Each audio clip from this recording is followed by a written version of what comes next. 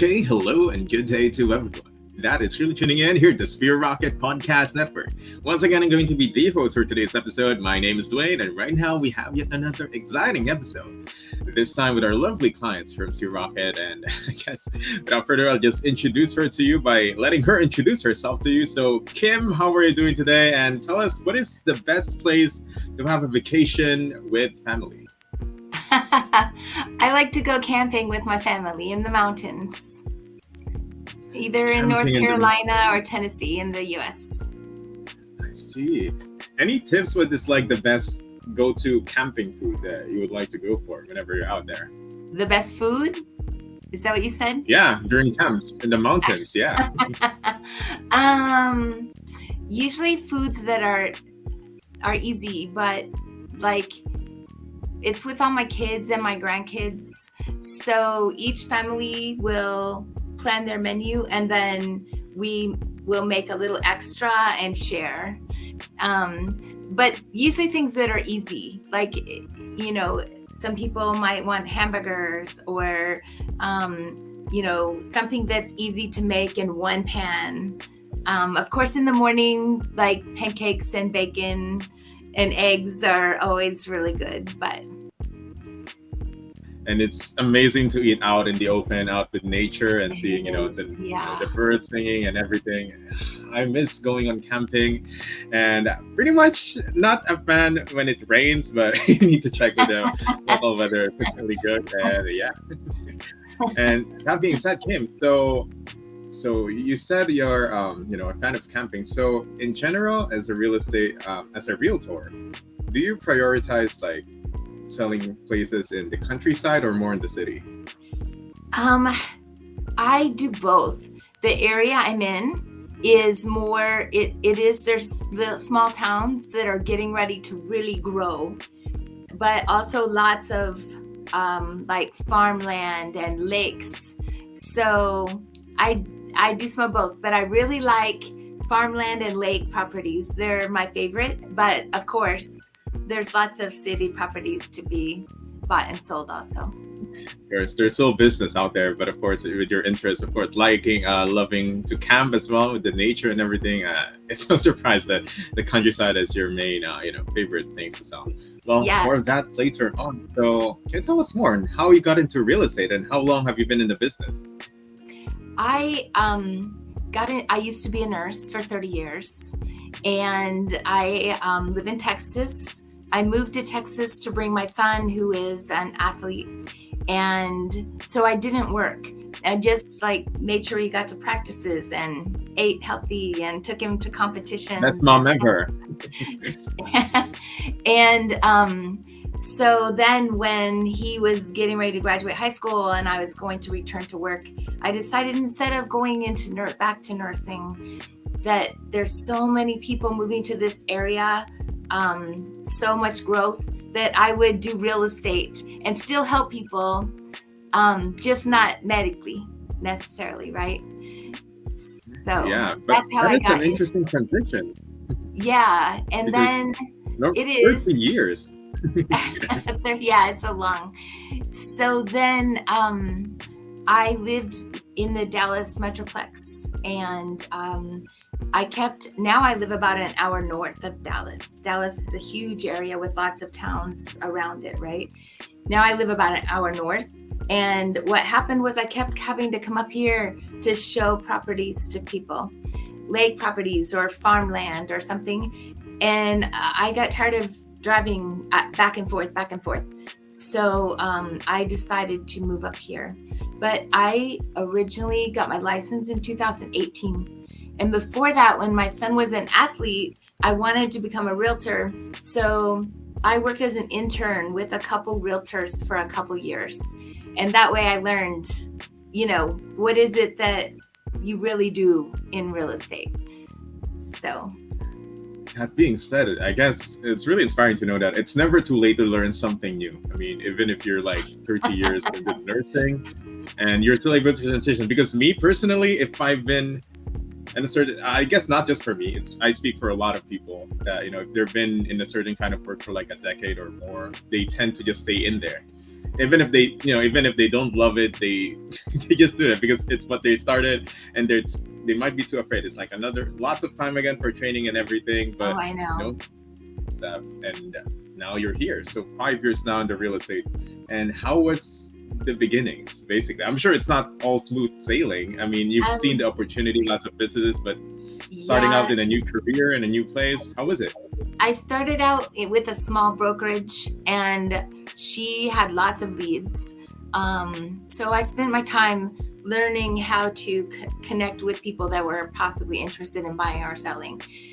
And the thing is, when you do that, you pay the broker more of your commission because they're her leads. You're working they're the broker's leads. So I did that for about a year and a half, and I said, I can't build my own business. I'm so busy working on her leads. And so I went to the brokerage I'm with now, and that way I could build my own business and grow my own leads. The rest is history and continuously growing and growing.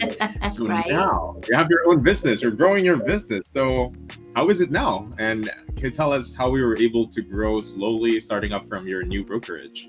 Yeah. Well, when you develop relationships with local businesses and clients, then they refer their family, friends, people they know. So about 95% of my business is referral from other people I know or clients. So, You know, oh, sorry for cutting it off. pays off. I Like just hear this making a lot. relationships is important, I guess Yes, is what I'm trying to say. exactly. I mean, many people will say cold calls are good. I mean, it's not the best, most exciting thing to do.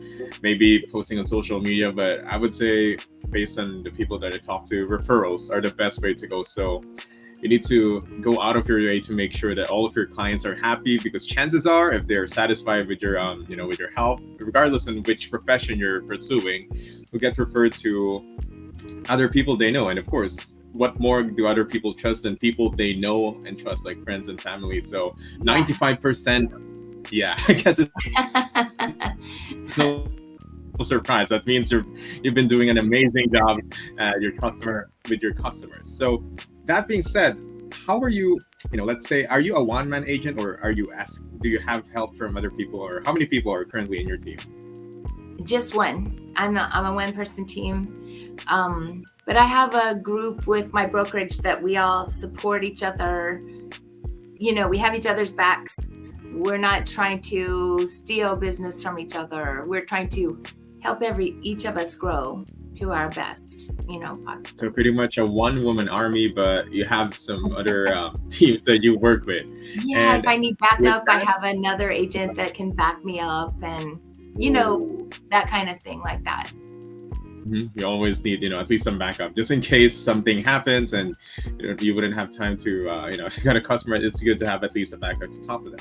And Yeah. growing your business, what do you think is the most crucial point? Like, which, what did you do that you think that made your business grow from like 1 to 10 right now?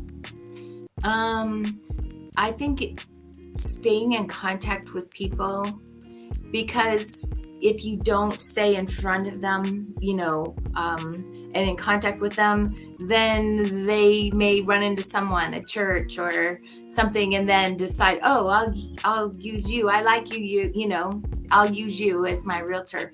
And so, but if you stay in contact with people, then they remember, oh, you're my realtor. You're Yeah, the stay person I connected. go to. Just say hi to them. Hey, how are you doing? You doing good? Even if you're not really necessarily making a sale, just saying hi. Oh, are you in the area right now? It Yeah, really and helps a lot. asking for business too, or even just saying, "Hey, let's go for coffee," or that kind of thing. Exactly. I mean, not only you're building up your business, but more meaningful connections and future business opportunities by connecting to people. Yeah. And I also would like to know more about have you ever heard of using a virtual assistant in any point of your life? Because you said you're a one-woman army, but I am. have you ever tried or used like any virtual assistants? I do. I have a virtual assistant. Um, and this virtual assistant has been with me for over 1 year. And I just love him. I don't know what I would do without him. Before you got started though, because before, virtual assistant is not that new. I think it only went big, especially during the pandemic. Yeah. So, what made you jump the trigger on having a virtual assistant? Because you're gonna work with someone, you're gonna trust a lot of your contacts or logins with someone that you probably wouldn't meet in person for a long time. So, Yeah. what made you choose to use this? Well, when you're by yourself working and you have so many things you need to do, like social media and meeting people and emails and making phone calls, you have so many things to do that, we need to find help to do the things that keep where we're not in front of people, so that I have time to meet with people or crunch numbers for them on a property or something. So I decided, someone recommended I get a virtual assistant, and then that's how I ended up with I the see. virtual And assistant. how is it, working with a virtual assistant? I'm sure as well there would be challenges when you first got started. And how easy was the change compared to your schedule before you had a virtual assistant? Yeah, it at first I thought, okay, I have to spend every day, I have to spend time making sure that they know exactly what to do and how I want it done. But you start getting processes and systems, and basically I used to meet with my virtual assistant once every morning, and now we meet when we need to. And like he'll say, hey, do you have time for a huddle, or I really want He's to the one talk to asking you. for one. Yeah, if you need, if you want some clarification, or like maybe I'm saying, hey, we're going to be doing this, and he's got a lot of questions, or he's come up against some kind of a issue that we need to resolve, right? And or I'll say, hey, do you have time for a meeting? And we'll jump on. We use Slack. It's an app that helps people communicate that don't all live together, work together. Yeah, no need to do emails. Emails are not the fastest. Slack is like instant. Emails are so annoying because you get this whole chain, and then to try and figure out when you said what, you have to go back up through the chain. It's so hard to find, I know. That's why you had a hard time looking for the link as well. I know, right? That's why I'm opening every email. Yes. So that's why sorry. Slack is, there's other companies too, but Slack is very easy. I can do Zoom calls, kind of like Zoom calls on Slack. I can do a phone call. I can be driving down the road. He's in the Philippines. I can call him on Slack while I'm driving down the road and talk, so that it just makes it so much smoother. Technology is amazing. Like, can you imagine, like 20 years ago, this would be happening in the future? And now it's a lot more easier. Now you got someone from thousands of miles away from you answering your phone calls, doing the email from you, doing even the cold calls that you needed to do, and you can just focus your time on the warm leads and the ones that you can know that you're going to be closing your deal. So yeah, it's really convenient to be, and of course it's for like a fraction of a cost than you would pay for someone locally, and I think that's real good in terms of costing in your business. It does, because you don't have to worry about taxes and insurance, and it's easy to pay them. There's systems too. Technology is amazing. Boom, I pay them. They have it in 20 minutes. That kind of thing. All that process is very easy. Having an assistant, this is actually my third assistant. The first one, she didn't live up to the standard that I needed. But I'm with Sphere Rocket. So through Sphere Rocket, I just let them know, this is what happened. This is what's going on. They set up new interviews. They help you through the interview process. Very You might think that would be stressful, but it's very smooth and help you get We started. do the hard work for you, like picking the right Yes. person. That's what we Oh do. my goodness. Yes. They already pre-screen, and then you get to interview and re-interview, to make sure you get the right person. And it's everything. Like, you even discuss how much you're going to pay, and all that kind of thing. So We go through like hundreds of applicants to make sure that our clients get the best one, because that's one of the challenges. I mean, sure, you can go the path in hiring your own VA, but lots of trust is involved in hiring a yeah, VA. So we yes. need to make I sure. mean, I could tell you stories of people I know who hired a VA because they were related to someone else's VA, and it turned out not so well. And they had Your no. family member, but there's you can't really trust based on that. You need to trust based on data and the screening, professional screening. Basically, that's the main Yeah, thing.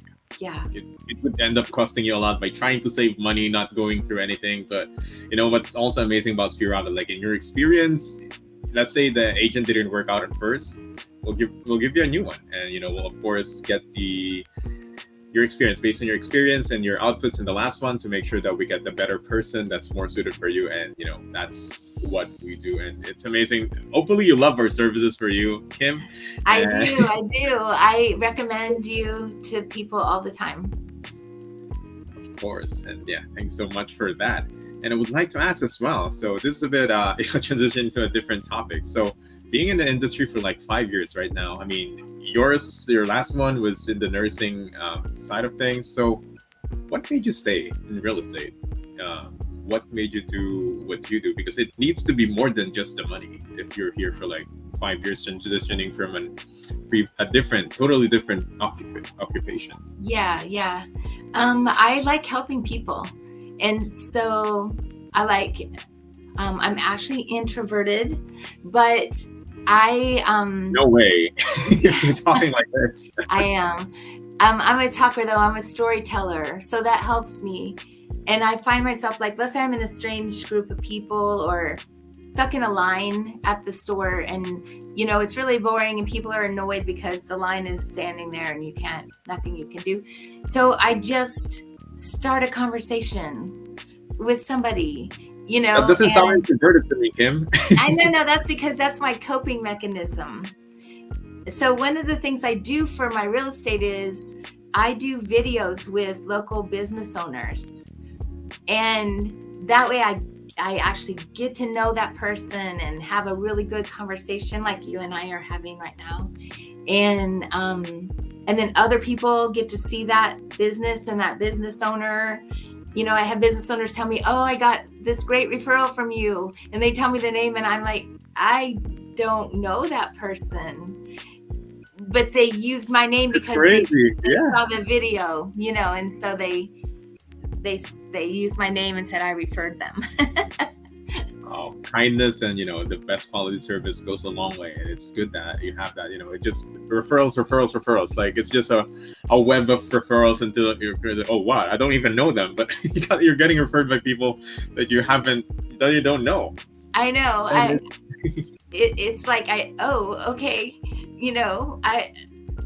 I'm glad you got a yeah, referral for you that. can't complain about that. So, and pretty much, I guess when you mentioned that helping people is your main reason for being in the real estate business, I guess it Mhm. kind of branches along with your pledge before as a nurse to help people who are in need.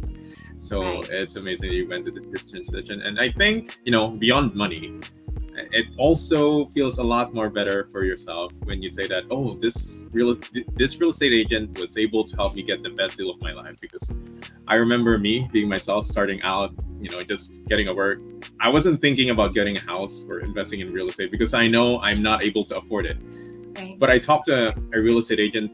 I showed him my finances and like, oh, we can actually make something out. I mean, it's longer terms, but I'll be safe and secure that I'll have a property. If I didn't talk to anyone, Right. I would never know that I'll be able to invest in a property. It just takes the right kind of real estate agent to make and sometimes they wouldn't care about call this, the commissions. They just wanted to, of course, it's part of it. It's good to have commissions, but if someone is here at the job to work beyond money, then you'll expect them to do great things and to be a lot more successful. I mean, you have your referrals to you that you don't even know, knowing how good your services are, and I guess that's one of the amazing things of doing the work that you love for the people that you want to succeed. Yeah. So, Ken, I guess one of my last questions for you is that if you would be able to give an advice to yourself, like before you started before you're just about to start real estate, what advice would you give yourself that you think it would make like a boost up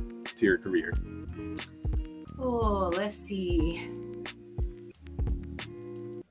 I think I would have spent less time in front of my computer and making phone calls and gotten out in front of people, like going to local businesses or joining groups so I can meet, people sooner, because phone calls can be harsh and, Not the most fun, cold calls and stuff. Yeah, lots of no, rejection. yeah, and they may not be looking for anything, and then you're bothering them basically. And so it's not that I don't do calls, but if I had sooner started, developing a network around me, then things would have been faster for me.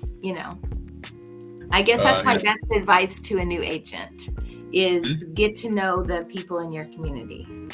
Exactly. Those are the best kind of connections. I mean, I know I'm not the best fan of someone that's calling from randomly trying to sell me something, but I do try to understand that it's their job. But in that kind of perspective, it's better to talk to people within the community. I mean, not only they wouldn't think that you're selling anything to them, but basically just making humanly connections that can eventually evolve to business potential.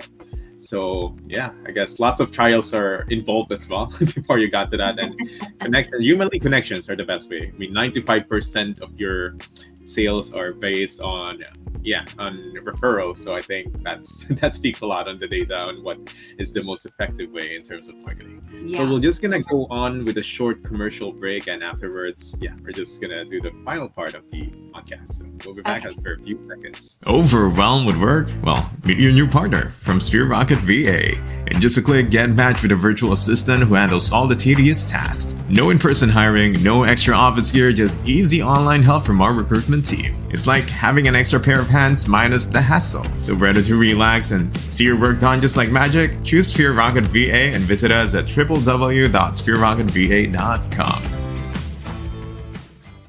Okay, and we are back at the Sphere Rocket Podcast Network with Kim. And we've heard a lot of stories and, of course, your advice to would-be, real estate agents. Thank you so much for all of that. And now in this last part of the segment, tell us a bit more about your business. Like, what services do you offer? What properties do you sell? In which areas do you cover? And, of course, how to contact you. Well, I am about an hour north of Dallas, but I have clients across this whole region. It's called Texoma. So there's 2 or 3 counties: Grayson, Fannin, Cook, and then I go into Collin County, which is down towards Dallas. And I even have a pocket of people that are in an area at Cedar Creek Lake. And I helped one person there, and then they referred me to someone else, and then someone else. And so it, I have this little pocket, and it is about 2 hours away from me. So I have to make things count when I go there, see people I know, talk to homeowners that might be thinking of selling. But I like lake properties. I like farmland, rural properties, and of course, all kinds of beautiful homes, or not so beautiful homes. Sometimes people need to sell their house and they really don't have the resources to make it a beautiful renovate home it, in a magazine. Yeah. And so I can help them look at their choices and develop, this is the path we need to take to get your home sold for the most possible money. See, and what would be the best way to contact you, Kim, if anyone's interested, or do they need to go into the area to get to know people you No, know? of course not. I took a text message this morning at 5:30 with a new client. She said, I didn't think you would answer, but I was awake, and why not answer? No, of course I have a phone number. You want me to say my phone number? Of course, you can say phone Okay. number, email, social, It's of course. it's 423-612-1435. And then I have a website, and it's kimzownthis.com. So it's Kim's, like mine, Yeah. and then Yeah, I am. ownthis.com. Yeah, people always put the Oh, I love S the in the wrong website. place. Kim owned it. That's so, yeah, Yes. that's claiming it. The name of the And website. So right. And so on that website you can find my videos, you can find my contact information, you can look for houses or see how much your house is worth, all that kind of stuff. we'll be sure to post that as well when we upload this podcast episode. And Kim, it has been an amazing episode. I mean, I've learned a lot myself, and definitely connections, referrals goes a really long way. And it's an amazing story as well. It's never too late to start a new career if, if the opportunity guides you to do that. But of course, the thing that will make you stay in the job you do is if you love your job, and of course your heart is in the right place, then you'll be successful wherever your career path you're doing. So Right. that is it for our episode for today, and we'll hope to see you again in the next episode. It's Sphere Rocket Podcast, and goodbye, everyone.